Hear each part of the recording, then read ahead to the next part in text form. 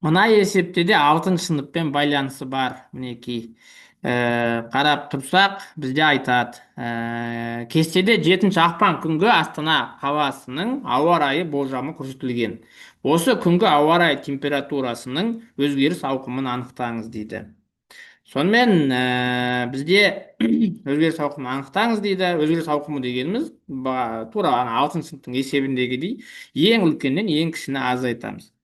Бізде теріс сандар бұл жерде сонда ең үлкені -16 болады, қараңдар. -16 градус болады, иә. Одан үлкен жоқ.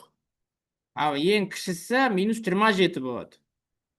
Бір қарайық, міне -25, 16 мен -27, -16 бұлардың -27-тен төмен температура жоқ, және -16-тан жоғары температура жоқ.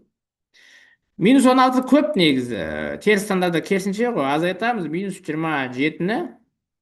Сол кезде бізде -16, минус плюс болады. 27.